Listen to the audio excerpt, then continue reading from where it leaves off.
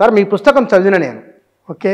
ఒకసారి పుస్తకం నేను పట్టుకున్నంటే మళ్ళీ అయిపోయేంత వరకు దాన్ని వదలాలనిపించాలి ఎక్కడ కూడా. మీరు సులభమైన భాష ఉంది. కమ్యూనిస్ట్ పార్టీలు ఎక్కడెక్కడ ఏ పొరపాటు చేసుకుంటూ వచ్చినాయి, వాళ్ళకి ఎదురైన ఒక సవాలును లేదా ఒక ప్రశ్నకు సమాధానం ఎందుకు చెప్పలేకపోయిన వాళ్ళని దాంట్లో ఉన్నది. సార్ ఆ పుస్తకం నిజంగానే ముందు మీరు ఇవాళ జరుగుతున్న కమ్యూనిస్ట్ పార్టీలు ఈ స్థితికి కారణం ఏమిటి అన్న తర్వాత మిగతాలోకి వెళ్ళిపోదాం.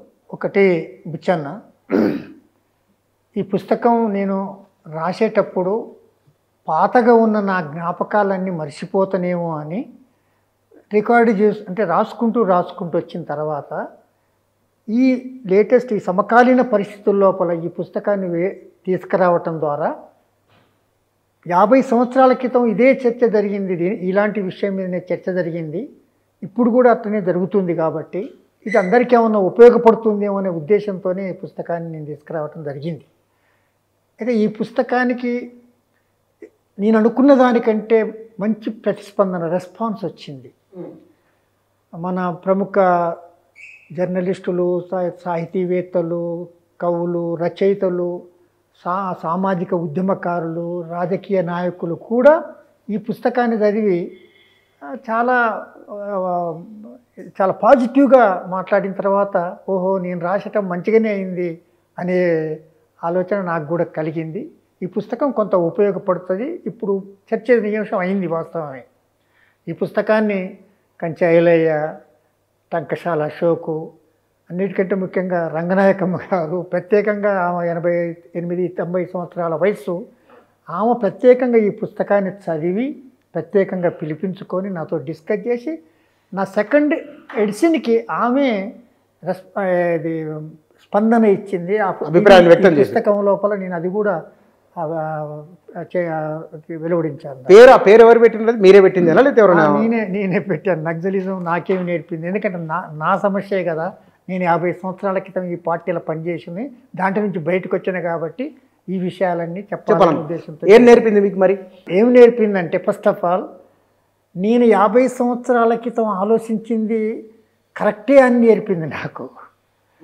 నేనేమైతే ఏ అంశాలైతే రేజ్ చేసిన్నో, అంటే ప్రజల లోపల విప్లవానికి కావాల్సిన భావాలు, అనుకూల పరిస్థితులు లేనప్పుడు ఎంత గొప్ప నాయకులైనా ఎన్ని దళాలుగా పనిచేసినా కూడా అది ఎంతో కాలం నిలవదని నాకు 75-76 నాటికే అర్థమైపోయింది. ఎందుకంటే నేను 72-73 నుంచి 77 దాకా ఆ పార్టీలనే ఉన్నా. ఇక్కడ లీగల్గా పనిచేసిన, సెమీ లీగల్గా పనిచేసిన, ఫారెస్ట్లో పనిచేసిన, ఒక 3 సంవత్సరాలు, 2.5-3 సంవత్సరాల పాటు ఫారెస్ట్లో కూడా పనిచేశాను. అడవిలో ఉన్నారు. ఆ అడవిలో దళాలలో అనేక మంది, పుల్లారెడ్డితోని, రామనరసయ్యతోని, తర్వాత రాయల సుభాష్ చంద్రబోస్తోని, దెన్ డివి కృష్ణారెడ్డితోని, ఇప్పుడు ప్రస్తుతం వేములపల్లి వెంకటరామయ్య గారు న్యూ డెమోక్రసీ నాయకులుగా ఉన్నారు, వారితోని మేము కలిసి పనిచేశాను ఫారెస్ట్లో ఉన్నప్పుడు కానీ బయట కానీ. మేము ఉస్మానియా యూనివర్సిటీ లోపల ఎంఏ చేసే సమయాన జార్జెట్ తమ్ముడు సిరిల్ రెడ్డి, తర్వాత జంపాల ప్రసాదు, దెన్ మన శశి, అశ్విని, లలిత, రుక్మిణి మీనన్, తర్వాత పోతే వెంకటరమణ, మేమందరం కలిసి అప్పుడు యూనివర్సిటీ లోపల ఈ నక్సలైట్ మూమెంట్ని నిర్మించిన దాంట్లో ఉన్నాం. ఫస్ట్ బ్యాచ్ మాది. ఒక మాటలు చెప్పాలంటే మేమే అన్ని జిల్లాల బాధ్యతలు తీసుకొని, తలా ఒక జిల్లా బాధ్యత తీసుకొని, అప్పుడు కూరరాజన్న కూడా మాత్రం అందరం కలిసాము. కూరరాజన్న కరీంనగరు, నేను వరంగల్, తర్వాత ఇది సిరిల్ రెడ్డి, జార్జెట్ తమ్ముడు సిరిల్ రెడ్డి హైదరాబాదు, ఇట్లా తర్వాత ఇట్లా అన్ని జిల్లాలు, ఖమ్మం మాధవరెడ్డి, ఇది దివాకరు, ఇట్లాంటి అందరం తలా ఒక జిల్లాలు బాధ్యత తీసుకొని పనిచేస్తూ ఈ నక్సలైట్ మూమెంట్ని, అప్పుడు సిపిఐ ఎంఎల్ అనేది ఇప్పటిలాగా ఆ గ్రూపు ఈ గ్రూపు గ్రూపులు లేవా, గ్రూపులు ఏం లేవు. సిపిఐ ఎంఎల్ అనేది మొత్తం భారతదేశంలో పెద్ద పార్టీ. అప్పుడు కొండపల్లి సీతారామయ్య ఈ రాష్ట్రానికి సంబంధించిన చిన్న గ్రూప్కు సంబంధించిన వాడే తప్ప ఆయన ఆల్ ఇండియా పార్టీగా లేదు ఆయనది.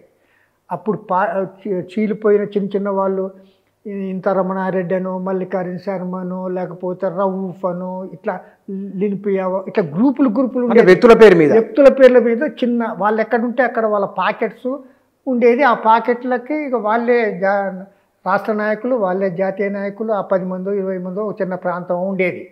కొండపల్లి కూడా ఆ సమయాన అంతకైతే ఉన్న దాంట్లో చిన్న గ్రూప్, వాళ్ళకంటే పెద్ద గ్రూపు కావచ్చు కానీ అది ఒక గ్రూపే. అప్పుడు సిపిఐ ఎంఎల్ అంటే సత్యనారాయణ సింగ్ ఆల్ ఇండియా కార్యదర్శిగా ఇట్లా అనేక జిల్లాలు కమిటీలు ఒక బలమైన మూమెంటు. ఇవాళ మావోయిస్టులని కనపడంగానే ఎట్నైతే కాల్ చేస్తున్న పరిస్థితి ఉందో ఆ రోజులలో ఎంఎల్ పార్టీ మేమున్న ఎంఎల్ పార్టీ సేమ్ అదే పరిస్థితి.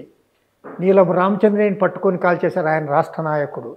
తర్వాత రామనరసయ్య ఉమ్మడి ఆంధ్రప్రదేశ్ రాష్ట్ర కార్యదర్శి, ఆయన్ని పట్టుకొని కాల్ చేశారు. జంపాల ప్రసాద్ మాతో పాటుగా ఉస్మానియా యూనివర్సిటీ లోపల స్టూడెంట్ లీడర్గా ఉండేవారు, అతన్ని పట్టుకొని కాల్ చేశారు. ఇట్లా చెప్పాలంటే పట్టుకుంటే కాల్ చేయటమే ఆ రోజుల్లో బత్తుల వెంకటేశ్వరరావు. మరి మీరందరేమో సెట్ బ్యాక్ అయిపోయి ఇక్కడ మీలాంటి వాళ్ళంతా సెట్ బ్యాక్ అయింది. కొండపల్లి చాలా కొన్ని రాష్ట్రాలకు వెళ్ళిపోయిండు, చాలా విస్తృతంగా చేసిరని అన్నారు కదా. మరి అది 90s తర్వాత, బిఫోర్ 90s కాదు.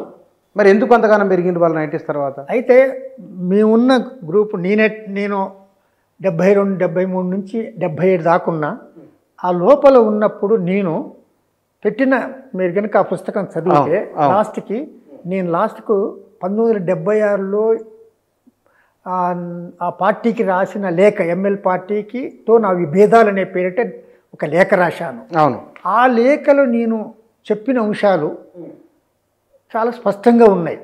ఏమని చెప్పాను? మనం ప్రజలందరూ ఎన్నికలు కావాలంటారు. ఇందిరాగాంధీ ఎమర్జెన్సీ పెట్టింది, ఎన్నికలు రద్దు చేసింది 76 లోపల.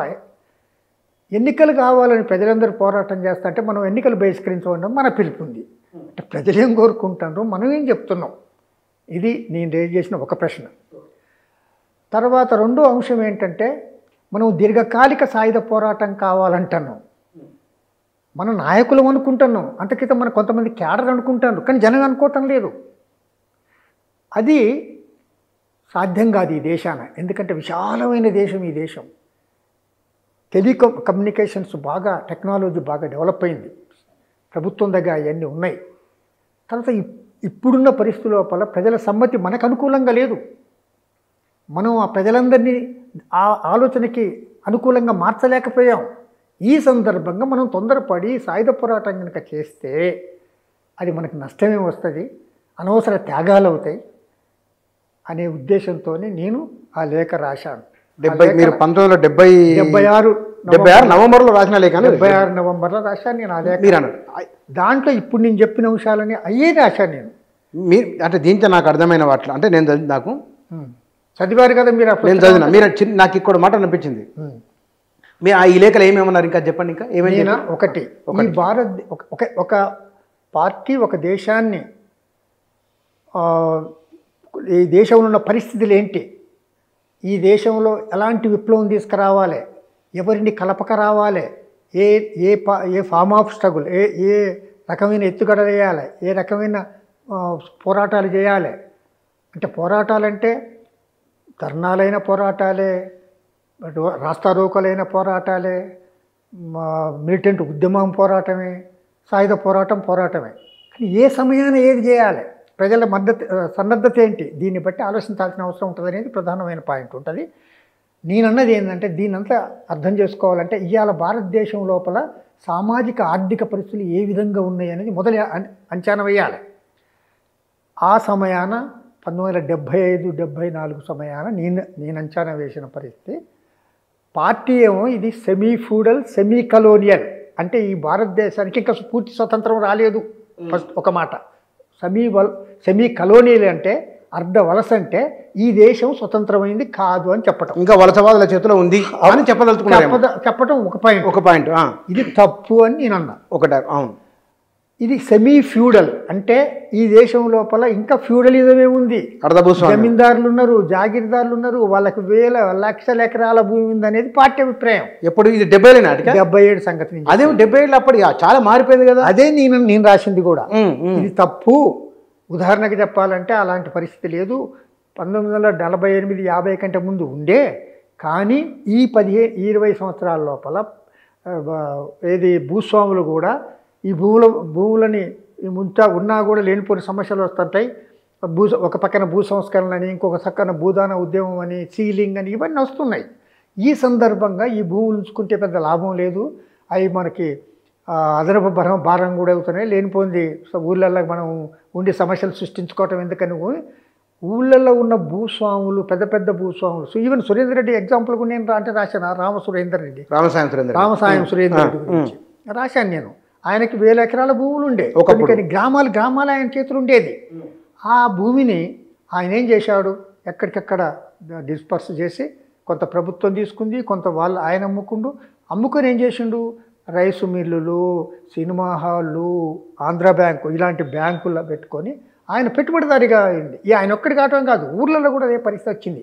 కాబట్టి అలా పరిస్థితి లేదు అనేది నేను రాశాను. 70 నాటికి 75 నాటికే లేదని నేను రాశాను. ఇప్పటికీ మావోయిస్టులు ఇప్పటికీ ఉందంటారు.